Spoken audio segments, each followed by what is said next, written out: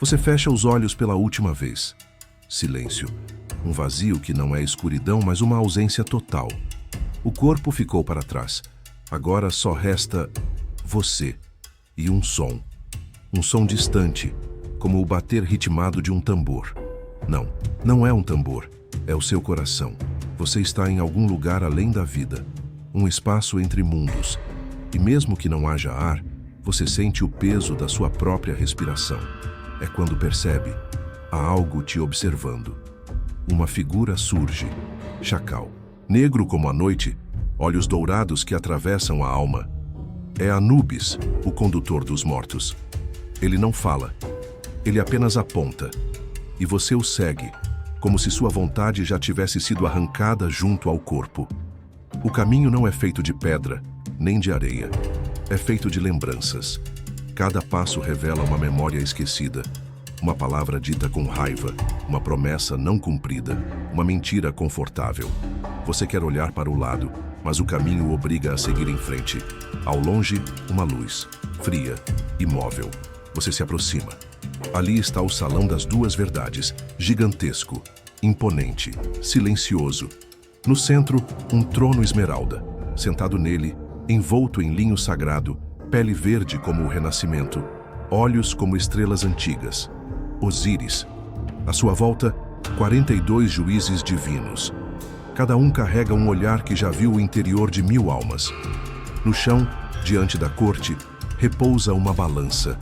De um lado, uma pena, leve, radiante, flutuando como se fosse feita de luz sólida. Do outro, seu coração. Anubis coloca seu coração sobre a balança. Ele ainda pulsa.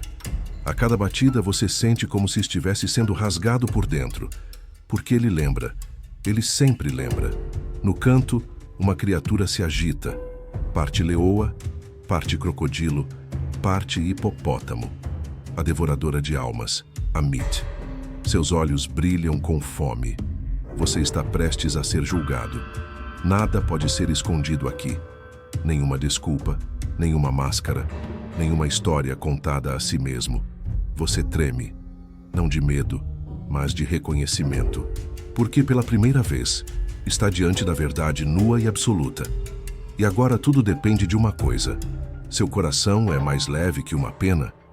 Antes que a balança decida seu destino, curta este vídeo, inscreva-se no canal e comente.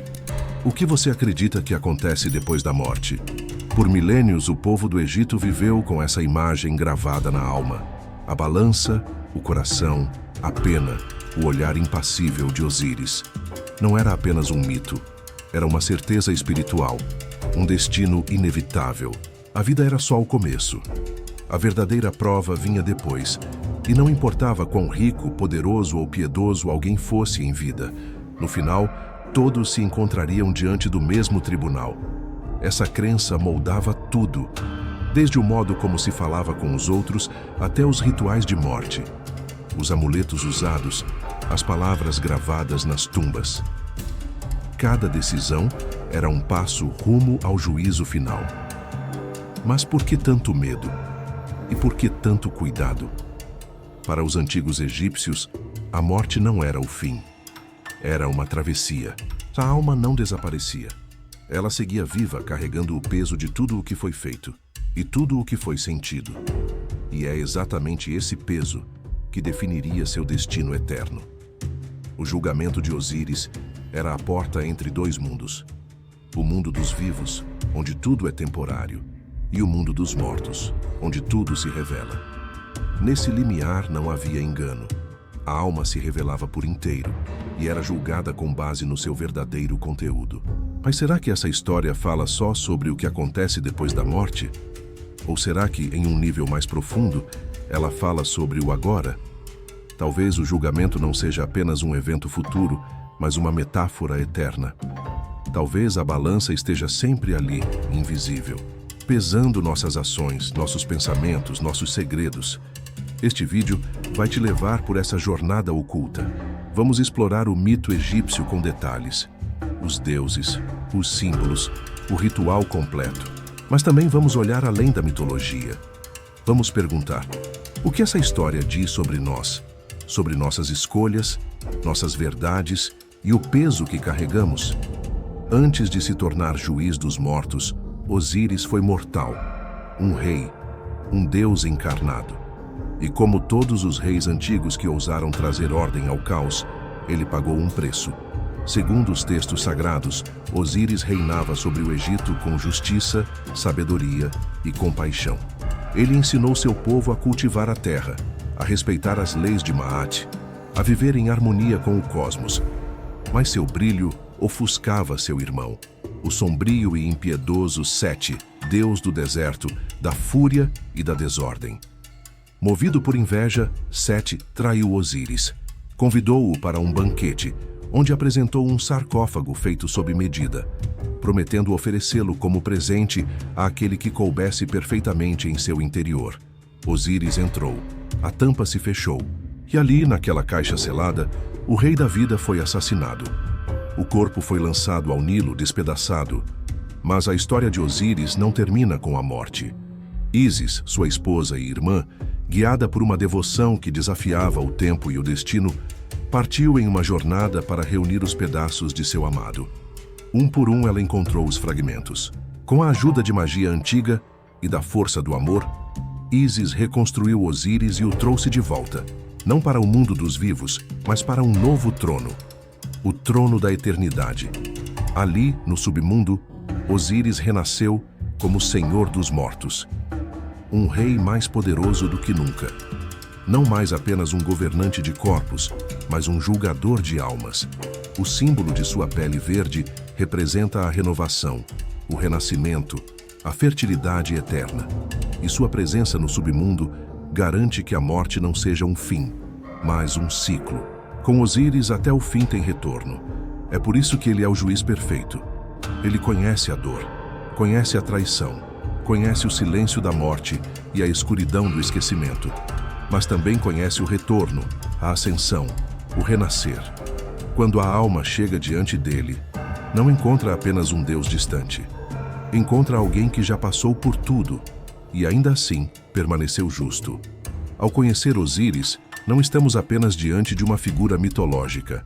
Estamos diante de um arquétipo, aquele que cai, morre e é despedaçado, mas retorna inteiro para julgar com sabedoria.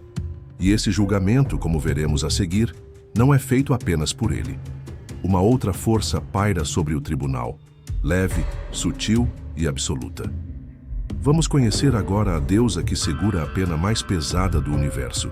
Ela não grita, ela não pune, ela não ameaça, mas diante dela, até os deuses se curvam. Maat, deusa da verdade, da ordem cósmica, do equilíbrio eterno, não carrega espada, não veste armadura, seu símbolo, uma pena, aparentemente leve, frágil, quase invisível ao vento. Mas essa pena é o centro do universo, porque é com ela que todas as almas são pesadas. E nenhuma, absolutamente nenhuma, consegue enganá-la. Na mitologia egípcia, Maat é mais que uma deusa. Ela é o próprio tecido que sustenta a existência. Tudo que é justo, honesto, harmônico, vive sob seu nome. Tudo que é caótico, falso, desequilibrado, dissolve-se na ausência dela. E é por isso que no julgamento das almas, é a pena de Maat que define o destino eterno. Enquanto Osíris reina sobre o tribunal e Anubis conduz os mortos até a balança, é Maat quem dita o padrão. O que vale mais? Uma vida vivida em verdade ou um coração cheio de máscaras? Se o coração da alma é mais leve que a pena de Maat, a alma está em paz. Ela viveu de acordo com a ordem. Ela respeitou o equilíbrio do cosmos. Mas se o coração for mais pesado, se estiver carregado de mentiras, egoísmo, crueldade, omissões, então não há perdão. Eis o paradoxo. A pena pesa mais que qualquer pedra, porque ela representa a vida vivida com autenticidade, com coragem, com retidão silenciosa. Os egípcios sabiam disso. Eles não temiam apenas a morte, temiam viver fora da verdade, temiam deixar o coração pesado demais para cruzar os portais da eternidade. Por isso, viviam segundo o caminho de Maat, não apenas por temor ao castigo, mas porque sabiam que o universo responde a equilíbrio com equilíbrio e a desequilíbrio com dissolução. Maat não precisava julgar. A alma se julgava diante dela. E talvez seja assim conosco até hoje. Talvez a pena de Maat ainda esteja presente, invisível, mas constante, sobre cada pensamento, cada palavra, cada ação. A cada dia, acrescentamos algo ao nosso coração. A pergunta é: isso está tornando ele mais leve ou mais pesado? Porque quando tudo é pesado, não há como mentir. Desde os primeiros suspiros da civilização egípcia, a vida era vista como uma preparação para a jornada mais importante de todas, a travessia pelo mundo dos mortos. E essa travessia não começava após a morte. Começava em vida, com cada escolha, cada palavra, cada silêncio. Os egípcios não viam o corpo apenas como carne e osso. Ele era uma morada temporária para a alma. O Ba, que manteria sua consciência após a morte. E o Ka, sua força vital, que precisaria ser alimentada no além. Para garantir que essas partes da alma não se perdessem, rituais elaborados eram feitos, não para evitar a morte, mas para orientá-la. Quando alguém morria, os sacerdotes assumiam o comando. O corpo era purificado, embalsamado, envolto em linho, protegido por amuletos. Mas não se tratava apenas de preservar. Cada gesto, cada objeto, cada encantamento tinha uma função espiritual. Eles estavam preparando o morto para enfrentar os caminhos da Duat, o reino das sombras, o submundo egípcio. A Duat não era um inferno, mas um lugar de provações. Era um espelho escuro onde a alma caminhava sozinha, enfrentando desafios, monstros, enigmas, reflexos de seus próprios medos. As representações desse mundo variavam de acordo com os textos. Havia túneis de fogo, lagos de veneno, criaturas híbridas, mas havia também passagens iluminadas, campos de paz, barcas que cruzavam rios estrelados. O livro dos mortos, na verdade chamado O Livro para Sair à Luz do Dia, era como um guia espiritual, um mapa da alma, repleto de feitiços, declarações negativas, nomes secretos e instruções, tudo para ajudar o morto a navegar pela escuridão e encontrar Osíris. A alma precisava provar que era digna, que conhecia os nomes dos portões, que havia vivido em harmonia com Maat, que não havia matado, roubado, mentido, amaldiçoado os deuses, corrompido a balança da vida. Ela precisava repetir as 42 confissões negativas diante dos juízes divinos. Não cometi injustiça, não pequei contra os deuses, não causei sofrimento desnecessário, não roubei pão dos famintos, não menti deliberadamente. Mas palavras não bastavam. A alma não podia apenas dizer, ela precisava ser. Depois dessa peregrinação interior e simbólica, a alma finalmente chegava à sala das duas verdades. Diante da balança, diante da pena, diante de seu próprio coração. Era ali que tudo se decidia. E tudo dependia do que foi feito em vida. Não havia como voltar. Não havia como esconder. Não havia como escapar. Essa jornada para os egípcios era mais real que qualquer templo ou pirâmide. E é por isso que cada detalhe era meticulosamente planejado, porque sabiam, o mundo além da morte não perdoa improvisações. E é nesse momento que entramos no centro do julgamento. Vamos agora para a cena mais esperada, o tribunal de Osíris, onde o destino eterno da alma é decidido em silêncio absoluto. A alma chega, sozinha. Após cruzar o caos da Duat, depois de enfrentar espectros, enigmas e reflexos, ela finalmente atravessa o último portal. Um silêncio denso a envolve. Não o silêncio da ausência, mas o de uma presença absoluta. Ela sente, chegou ao fim, ou talvez ao verdadeiro começo. À sua frente, ergue-se o Salão das Duas Verdades, vasto, eterno, como se não tivesse sido construído, mas revelado. Colunas de pedra viva se estendem até onde os olhos não alcançam, cobertas de inscrições que brilham com luz própria.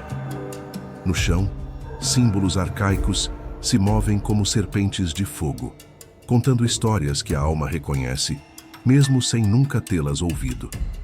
Ali, no centro, repousa a balança, perfeita, intocável. Uma estrutura divina onde o tempo parece curvar-se. De um lado, a pena de Ma'at, tão leve que quase não toca o prato. Do outro, um espaço vazio, reservado para o coração da alma. Aos poucos, os juízes tomam seus lugares. São 42, cada um representando um aspecto da ordem cósmica, cada um guardião de uma das confissões negativas. Seus olhos não piscam. Eles não julgam com raiva, mas com uma clareza que fere mais que qualquer sentença. À direita da balança, Anubis surge silenciosamente, alto, firme, com cabeça de chacal e olhos que não revelam emoção. Em suas mãos ele segura o coração, ainda pulsando, ainda vivo, ainda consciente. Ele o coloca sobre o prato oposto à pena. O tempo para. À esquerda, uma figura começa a escrever. Thoth, o escriba divino, Deus da sabedoria, da escrita, do registro cósmico. Com cabeça de íbis e dedos que deslizam com exatidão, ele anota cada oscilação, cada microvariação da balança. Porque nesse momento, nada pode ser esquecido. A alma imóvel sente. Tudo o que foi feito, cada gesto, cada intenção, cada arrependimento, pulsa dentro do coração. E agora, diante dos olhos do cosmos, tudo será revelado. A balança oscila, levemente, a pena brilha, o coração vibra. Em um canto do salão, uma respiração rouca rompe o silêncio. Amit, a devoradora de almas, observa com olhos famintos. Ela está ali por uma razão simples. Se o coração for mais pesado que a pena, ela devorará a alma. Não por crueldade, mas porque esse é o destino daqueles que desequilibraram a balança do universo. Não haverá punição, não haverá gritos, apenas o esquecimento. A alma deixará de existir. Esse momento para os egípcios não era simbólico, era real. Eles acreditavam que cada pessoa teria que enfrentá-lo. Por isso, preparavam-se desde cedo. Por isso, ensinavam seus filhos a respeitar Ma'at. Porque quando a alma chega à balança, ninguém pode intervir, nem os deuses. O julgamento é silencioso, íntimo, absoluto. E é essa cena, esse momento eterno, que revela o mistério central da mitologia egípcia. A justiça divina não se impõe de fora para dentro. Ela se revela de dentro para fora. A alma se julga diante da balança. A verdade não é o que se diz, é o que se é. E o peso do coração não pode ser fingido. Ela está sempre à espreita. Não fala, não se move, a não ser quando a balança inclina e o coração revela seu peso sombrio. Seu nome é Amit, e mesmo entre os deuses ela inspira terror. Seu corpo é uma combinação das feras mais temidas do Egito. A cabeça de crocodilo, símbolo das águas devoradoras do Nilo. O tronco de leão, rei da terra, força implacável. E os quadris de hipopótamo, a criatura selvagem e imprevisível. Juntas, essas partes formam o monstro do esquecimento, a devoradora de almas impuras. Mas Amit não é maligna. Ela não caça, não persegue. Ela apenas espera. Seu papel é claro: eliminar aquilo que não pode continuar, aquilo que quebrou a ordem, traiu a verdade, corrompeu o próprio coração. Quando o coração de uma alma pesa mais que a pena de Ma'at, ela avança. Não com fúria, mas com destino. Com um só gesto, ela traga o coração. Símbolo da consciência, da essência, da memória. E com ele, devora a alma inteira. Não sobra dor, nem punição, nem inferno, apenas o vazio. A alma que é consumida por Amit deixa de existir. Não há renascimento, não há reencarnação, não há lembrança. Ela se dissolve como se nunca tivesse vivido. Para os egípcios, esse era o pior dos destinos. Ser esquecido pelos vivos já era terrível. Mas ser apagado pelos deuses era o fim absoluto. E é por isso que todo o sistema moral egípcio girava em torno de evitar esse destino. Porque não havia apelação, não havia perdão, havia apenas a balança e a verdade. Amit não julga, Amit não escolhe. Ela apenas cumpre o veredito. Essa criatura mítica, à primeira vista monstruosa, revela uma ideia assustadoramente pura. O universo não carrega o que está fora da ordem.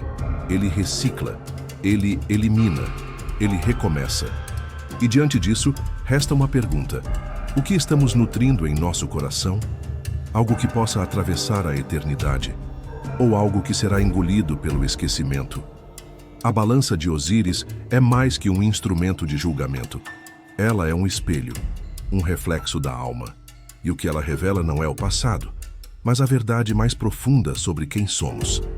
No mundo espiritual dos egípcios, o coração, chamado Ib, era o centro da consciência, da memória e da moral. Era nele que as emoções nasciam, que as intenções se formavam, que a verdade se escondia ou florescia. O coração não era apenas um órgão físico, era o registro vivo da alma. Por isso, ele era pesado. Por isso, ele falava por si. Enquanto a pena de Maat representava a ordem universal, leve, justa, pura, o coração da alma representava sua bagagem interior. Tudo o que foi feito, pensado, sentido, tudo o que foi ocultado dos olhos do mundo, mas nunca dos olhos da própria consciência. A beleza e o terror dessa ideia está justamente na sua simplicidade. Ninguém pode escapar de si mesmo. A balança não é manipulável, não pode ser corrompida. Não há argumentos, não há defesa, só o peso real do que foi vivido. E o que torna isso ainda mais poderoso é que, segundo os egípcios, o julgamento era uma revelação, não uma punição. A balança apenas mostrava o que já era. O destino da alma não era decidido ali. Ele já estava selado por tudo o que a alma havia carregado até aquele momento. Mas por trás desse cenário sombrio, há uma luz sutil, um ensinamento, um convite.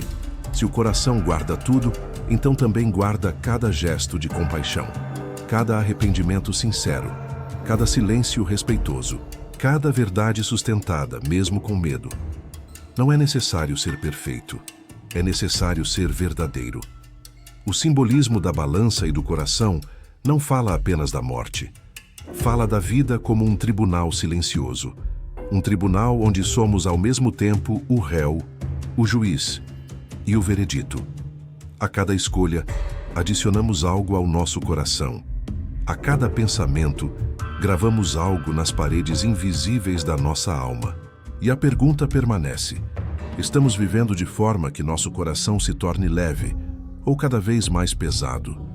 O julgamento da alma diante da balança de Osíris não é apenas uma crença do Antigo Egito. É um eco arquetípico que ressoa através de civilizações, tempos e línguas diferentes. De formas diversas, muitos povos imaginaram esse mesmo momento. A alma diante de algo maior que ela. Um tribunal, uma balança, uma verdade inegável. Na mitologia grega, a alma dos mortos era conduzida por Hermes até o rio Estige, onde atravessava em uma barca conduzida por Caronte. Do outro lado, era julgada por 3 juízes, Minos, Eaco e Radamanto. O destino final, as planícies dos Campos Elíseos para os justos, ou o Tártaro sombrio para os corrompidos.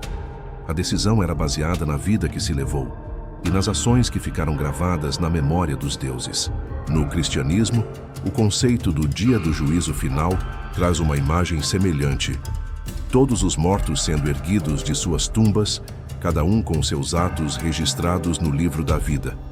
Aqueles cujos nomes estiverem escritos viverão a eternidade. Os outros serão lançados nas trevas. Nas tradições do budismo tibetano, especialmente no Bardo Thodol, conhecido no Ocidente como o Livro Tibetano dos Mortos, a alma atravessa diferentes estados após a morte, sendo confrontada por visões que representam tanto os aspectos iluminados quanto os sombrios de sua própria mente.